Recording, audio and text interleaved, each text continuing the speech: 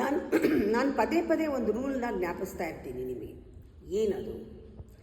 ನಿಮ್ಮ ಗಮನ, ನಿಮ್ಮ ಅಟೆನ್ಷನ್ ಯಾವ ಕಡೆ ಹೋಗುತ್ತೋ ಎನರ್ಜಿ ಆ ಕಡೆ ಫ್ಲೋ ಆಗುತ್ತೆ, ಮೂವ್ ಆಗುತ್ತೆ. Where your attention goes, energy moves. ಇದು ಒಂದು ರೂಲ್. ಇದು ಜ್ಞಾಪಕ ಇಟ್ಕೊಳ್ಳಿ. ಆಗ ನೀವು ಅಟೆನ್ಷನ್ ಇಡುವಾಗಲೇ ಯೋಚನೆ ಮಾಡ್ತೀರ. ನೀವು ಒಂದೊಂದು ಸತಿ ಎಮೋಷನಲ್ ಆಗಿ ತುಂಬ ಡಿಸ್ಟರ್ಬ್ ಆಗ್ತೀರಾ ಕೆಲವು ಪ್ರಾಬ್ಲಮ್ಸ್ಗೆ. ಆ ಪ್ರಾಬ್ಲಮ್ನ ನೀವು ಸಾಲ್ವ್ ಮಾಡೇ ಇಲ್ಲ, ಅದಿದೆ, ಕಾನ್ಸ್ಟೆಂಟ್ಲಿ ಅದಿದೆ, ಅದು ನಿಮಗೆ ಪ್ರಾಬ್ಲಮ್ಮೇ. ಅದು ಜ್ಞಾಪಿಸ್ಕೊಂಡಾಗೆಲ್ಲ ಎಮೋಷನಲ್ಲಿ ನೀವು ಅಪ್ಸೆಟ್ ಆಗ್ತೀರ. ಅಂದರೆ ಏನು?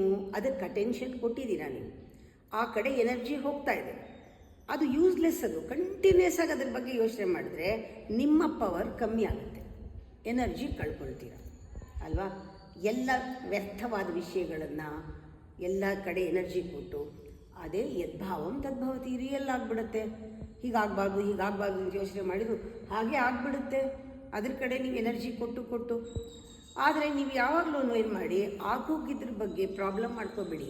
ಫ್ಯೂಚರ್ ವಿಷನ್ ಇರೋರು ಯಾವ ರೀತಿ ಇರ್ತಾರೆ, ಅವ್ರ ಅಟೆನ್ಷನ್ ಹೇಗಿರುತ್ತೆ, ಅವ್ರ ಎನರ್ಜಿ ಯಾವ ಕಡೆ ಮೂವ್ ಆಗುತ್ತೆ, ಕಂಟಿನ್ಯೂಸ್ ಆಗಿ ಮೂವ್ ಮಾಡ್ತಾಯಿದ್ರೆ ಕಾನ್ಷಿಯಸ್ ಆಗಿ ಅನ್ಕಾನ್ಷಿಯಸ್ ಆಗು ಆ ಕಡೆ ಚಾಯ್ಸೇ ಇಲ್ಲ, ಆ ಕಡೆನೇ ಮೂವ್ ಆಗ್ತಾಯಿದ್ರೆ ಅವ್ರು ಅಂದ್ಕೊಂಡಿದ್ದು ಒಳ್ಳೇದು ಅಂದ್ಕೊಂಡಿದ್ದೆಲ್ಲ ಆಗುತ್ತೆ, ಎನರ್ಜಿ ಡಬಲ್ ಆಗುತ್ತೆ.